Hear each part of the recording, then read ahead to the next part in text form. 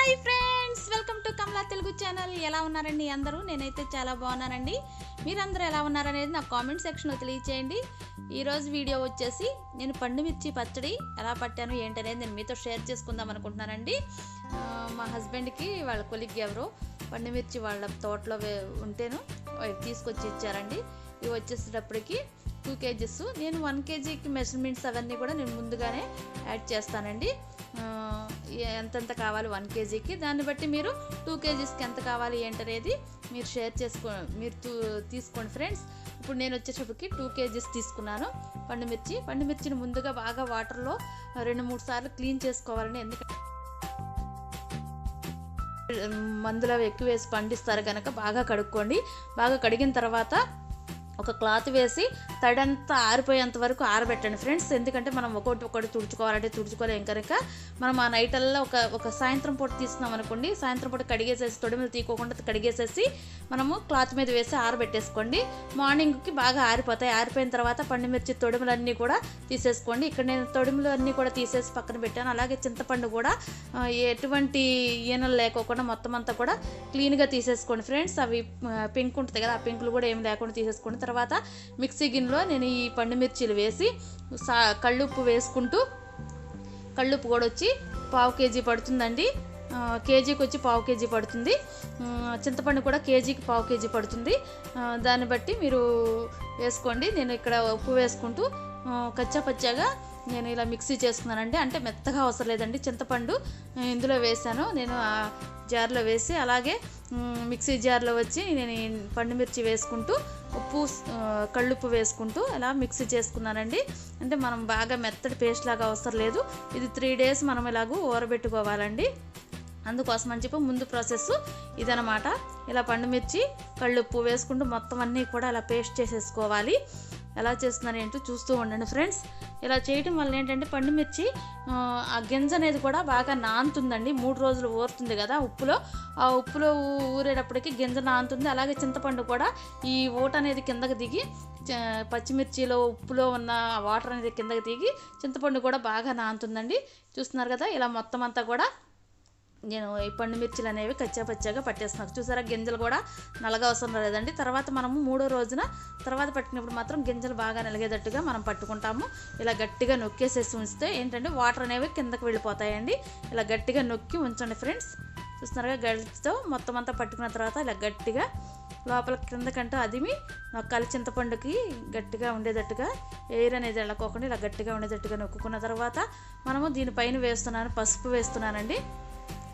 ఎందుకంటే మనకి ఇది ప్రిజర్వేటివ్గా యూజ్ అవుతుంది. ఇటువంటి బూజు కానీ తడి కానీ లేకోకుండా ఉంటుంది. ఏంటంటే యాంటీబయాటిక్ అంటారు కదండి.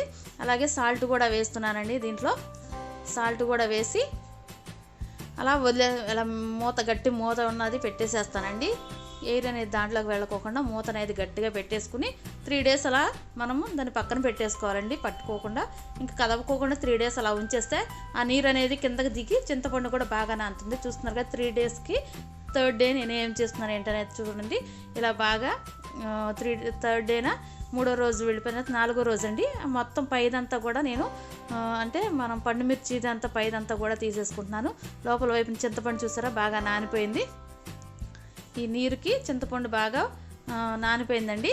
ఇప్పుడు ఇది చింతపండు సగం అనేది నేను మిక్సీలో వేసేసుకుని, మొత్తం కాకుండా సగం పట్టేసుకుంటానండి. మిక్సీలో వేసుకొని మెత్తటి పేస్ట్ లాగా చేసేసుకుంటాను. మిగతా సగాన్ని ఏంటంటే కొంచెం పండు మిర్చి అలాగే కొంచెం చింతపండు 2 వేసుకుంటూ, చూస్తున్నారు కదా, ఇక్కడ చింతపండు అనేది నాకు బాగా మెత్తగా పేస్ట్ వెళ్ళి అయిపోయిందండి. ఇది నేను తీసేసుకుంటున్నాను ఒక బౌల్లోకి. మనం ఏదైతే పచ్చడి నిల్వ చేసుకుంటామో దానిలోకి తీసేసుకుంటున్నాను.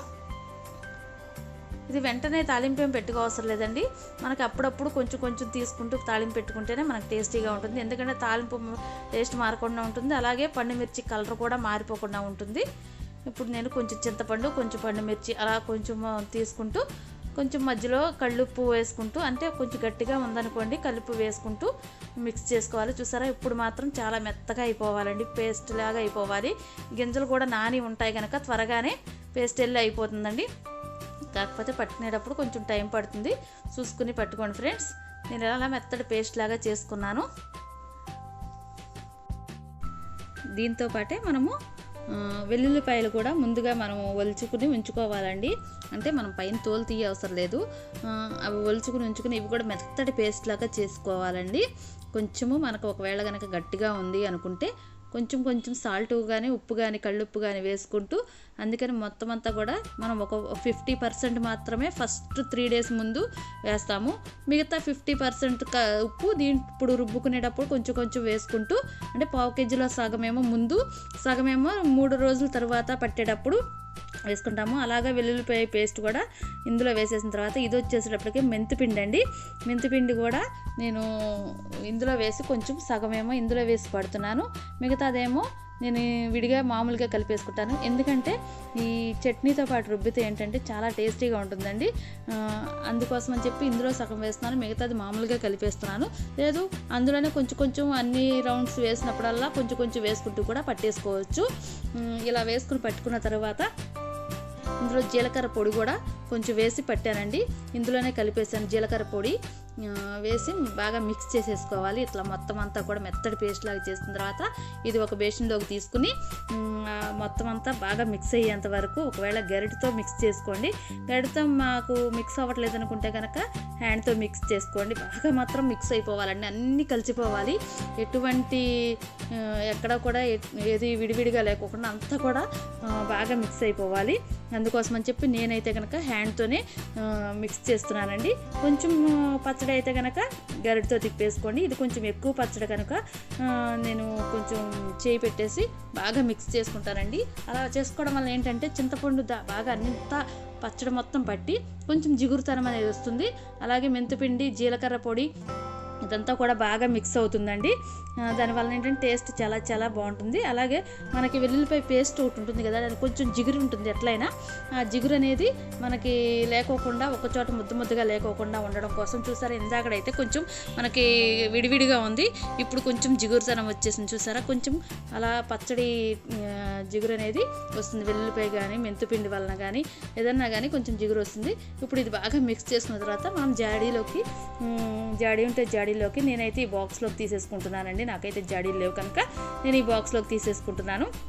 అంతా కూడా మనం ఇందులో వేసేసుకుని ఇది పట్టేటప్పుడు మాత్రం గుర్తుంచుకోండి, ఎట్టి పరిస్థితుల్లో తడి అనేది ఎక్కడా తగలకూడదు. మనం పండుమిర్చిలను కూడా కొంచెం ఎండలో పెట్టుకుంటే కనుక చాలా చాలా బాగుంటుందండి. నేను కొంచెం ఎండలో పెట్టాను, ఆ విషయం చెప్పడం మర్చిపోయానండి. కొంచెం ఎండలో పెట్టుకోండి, చింతపండు కానీ పండుమిర్చి కానీ కొంచెం ఎండలో పెట్టుకోండి. అప్పుడేంటంటే మనకి సంవత్సరమైనా సరే మనకి పచ్చడి కలర్ కానీ టేస్ట్ కానీ ఎటువంటి తేడా రాకుండా చాలా బాగుంటుందండి. నేను కొంచెం అనేది తాలింపు వేస్తున్నాను. తాలింపు కోసం ముందుగా బాండీ పెట్టుకుని దాంట్లో ఆయిల్ వేసానండి. ఆయిల్ బాగా కాగిన తర్వాత మనకు ఆయిల్ అనేది కొంచెం బాగా కాగాలండి. ఎందుకంటే మనకు ఆ పచ్చి వాసన అనేది రాకూడదు పచ్చడికి అనేది. అంటే కొంచెం వేరుశనగ నూనె కొంచెం స్మెల్ వస్తుంది కదండి, ఆ స్మెల్ రాకోకుండా ఉండాలి. అలాగే నేను ఇందులో వేయడానికి మెంతులు, జీలకర్ర, ఎండుమిర్చి, ఆవాలు, పచ్చిశనగపప్పు, అలాగే కరివేపాకు ఇవన్నీ తీసుకున్నానండి. అలాగే వెల్లుల్లిపాయలు కూడా కొంచెం చితక్కొట్టుకుని ఉంచుకున్నాను. అవి చూపించడం మర్చిపోయాను, తర్వాత వేసేటప్పుడు చూపిస్తాను. ఇవన్నీ కూడా వేసి కొంచెం ఫ్రై అవుతున్నప్పుడే మనం వెల్లుల్లిపాయలు కూడా ఇందులో వేసేసుకుని బాగా ఫ్రై చేసుకోవాలండి. ఇలా ఫ్రై చేసుకున్న తర్వాత మనకి ఇవన్నీ కూడా బాగా ఫ్రై అవుతున్నాయి, కొంచెం ఒక 5 minutesలో దించేస్తాం అన్నప్పుడు మనము ఇంగువ కూడా వేసుకోవాలండి. నా దగ్గర ఉన్నది జీడి ఇంగువ. ఈ ఇంగువ అనేది నేను ఇందులో వేస్తున్నానండి. 1 స్పూన్ వేస్తున్నాను, ఇంకొంచెం వేస్తున్నాను. స్పూన్ వేస్తే సరిపోతుందండి. ఇది వేసిన తర్వాత మనం అనేది పచ్చట్లో ఈ తాలింపు అనేది వేసేసి బాగా మిక్స్ చేసుకోవాలి ఫ్రెండ్స్. ఇంతే ఫ్రెండ్స్. వీడియో ఎలా ఉంది ఏంటనేది నాకు కామెంట్ సెక్షన్లో తెలియజేయండి. మీరు కూడా ఒకసారి ట్రై చేయండి, మీకు ఎలా వచ్చింది ఏంటనేది కూడా నాకు కామెంట్ సెక్షన్లో తెలియజేయండి. ఈ వీడియో కనుక నచ్చినట్లయితే లైక్ చేయండి, అలాగే మీ ఫ్రెండ్స్ అండ్ రిలేటివ్స్కి షేర్ చేయండి. నా ఛానల్ కొత్తగా చూస్తున్న వారైతే కనుక సబ్స్క్రైబ్ చేసుకోండి, పక్కనే ఉన్న బెల్ ఐకాన్ కూడా యాక్టివేట్ చేయండి. నేను ఎప్పుడు వీడియో అప్లోడ్ చేసిన నోటిఫికేషన్ అనేది మీ వరకు వస్తుంది friends. Thank you friends, bye, take care. ఇంకొక మంచి వీడియోతో నేను మీ ముందుకు వస్తాను ఫ్రెండ్స్. బాయ్. ఎలా ఉంది ఏంటనేది మాత్రం కామెంట్ చేయడం మాత్రం మర్చిపోకండి ఫ్రెండ్స్. ఇంతే ఫ్రెండ్స్, పండుమిర్చి పచ్చడి అనేది రెడీ అయిపోయింది. బాయ్.